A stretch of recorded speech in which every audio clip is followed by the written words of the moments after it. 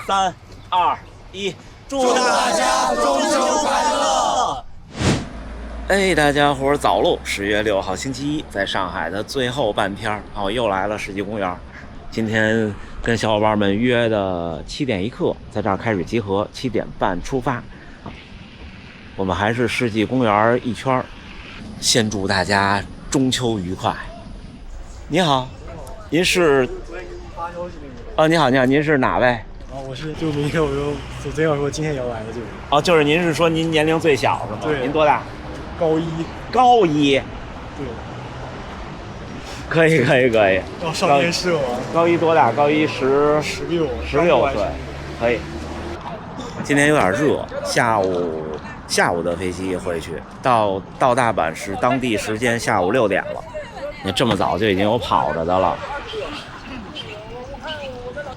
哎，您好。我是那个观众。介意被拍到吗？不介意。不介意哦。可以，没问题。你起跑了啊。大概有几位？有10来位人。我们这一队人里有没有马拉松跑进3小时的？我勉强进3小时。勉强进3小时，257。去年跑了一次。我也3小时。您也3小时，多少？2多少？244。高手。你这不像啊！我比去年胖了10几斤。对，我看身材确实稍微有点。你这个。那今年跑的少了吗？今年足底筋膜炎。哦。然后今年跑可能去年的不到一半吧，总共。那244的时候跑多少？一个月？一个月最多也就450、6吧。450差不多啊。244是哪场比赛？去年上马。对，跑得我特别崩溃。我本来去年上马我是奔着240去的。跑到25都是3分45。25之后马上断电了。是有时候是会这样的。完全不行。上马太热，根本抬不动。我那几次。对，后面全基本上是4分左右。我那几次240失败，差不多也是这样，大概在27、8公里就掉下来了。我前跑的体感特别好，但是到25不知道怎么回事，就完全没电了。当天很热吗？有点热。有点热。去年还有。我上马不好跑，上马那个跑道弯弯曲曲，还有好多坡。同意。对。那今年跑吗？这边是吧？今年报了个南京。上马我也没去跑南京。我现在跟着袁大都的那个 B 组训练。那高手了。上海的袁大都对吧？对。那今年是不是先放弃240的目标呢？对，今年就看情况吧。最近在调整状态。南京是几月几号？11月18号吧。16号啊。那个时候可能还热呢，那时候也10几度吧。那现在伤怎么样？好像好了。我为这个还看您那个视频看了好几遍。谢谢你。有一期你讲那个足底筋膜炎的，就是跑好的，是吧？这都是跑好的，就是跑。积极性恢复。哎，对。没有养好。特别认同。因为你想要那个成绩，就已经不是普通人的成绩了。对。你就不可能哪儿都舒服。是不是觉得240是个巨大的坎儿，对吧？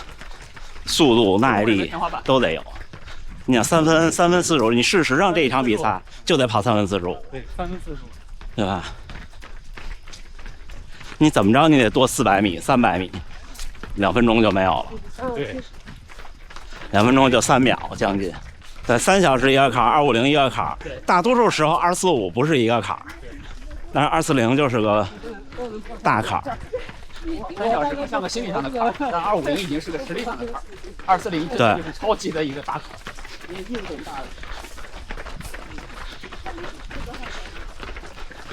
好好恢复，明年找一场好的比赛就破了。对。您今年多大？我37。37，那还可以呢。我跑也没太久。跑了几年？就疫情之后开始跑的。那进步神速啊！我我就是看您视频跑步的。以前有运动基础吗？没有，太棒了，完全没有。就您说的特别对，就没有什么基础，就跑马拉松，也不是说一定是就跑的那个精神，也不是说要有多少天赋。对，很同意。首马就破3了。首马就破3了。对。那你可以说说，你从首马就是从开始跑步到首马破3的时候，那个时候每个月能跑多少公里吗？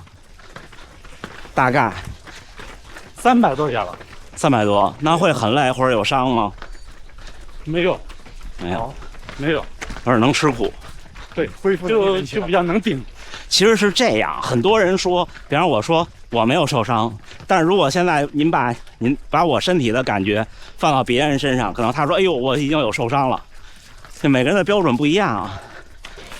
这300公里一个月，你的生活就会觉得说，哎，我总在跑步，那感觉是不一样的。你要是，比方说200一个月，你就觉得说，我其实就每天锻炼了。那你肯定上不了赛场，那42公里呢。而且你300一个月的话就是你就不太可能说我每次就跑5公里，跑8公里。对。你想，如果你每次只跑8公里，你怎么应对那42公里呢？那根本不可能。我最开始跑就每天跑5公里，跑了很久。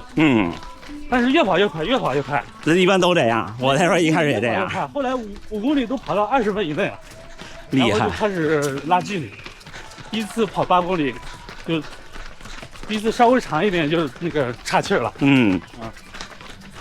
对，你跑出你平常习惯的距离以后，就会感觉不行的。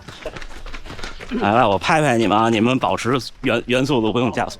上长度了。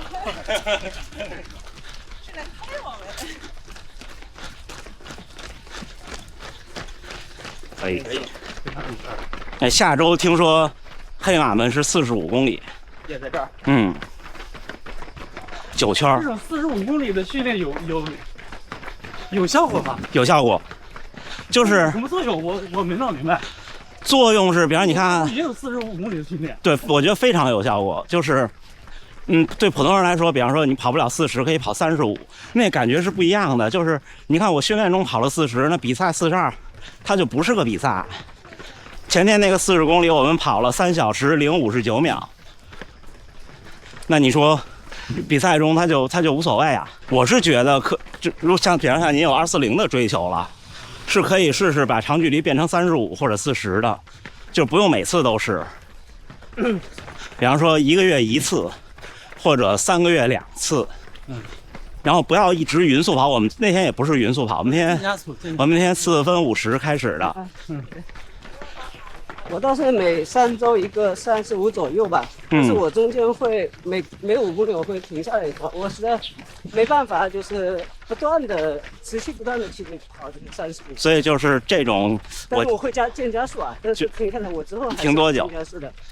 停个2分钟吧。所以这个我其实觉得得不偿失，就是你就又挺累，然后呢，其实说实话没什么用。你还是建议要持续不断的。对，没有什么用，或者说用处不大。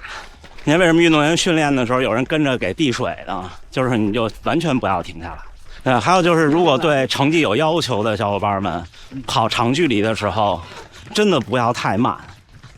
你不能比你的马配差太多，除非这是个超长距离。比方说，你像我们那天40公里，那个速度是跟大家的马配差距比较大的。但是大多数时候，你比方你就要跑30公里的话，你至少有1/4的里程要在你的马配附近，最好是越到后面越快。否则他倒不是说对你身体没有锻炼，对身体有锻炼，但是你这样想。你每周的30公里都跑5分每公里，你比赛需要4分，假设啊，那你上赛场的时候，你怎么面对当时的自己的心理感觉？你面对不了，你那30公里对你没有用。你跑到15公里的时候，你发现，哎，15公里一到，一看1个小时，正好4分配，挺高兴。但是你想，我平常的长距离只能跑5分配，跑完也挺累的。那我怎么跑完后边的20多公里？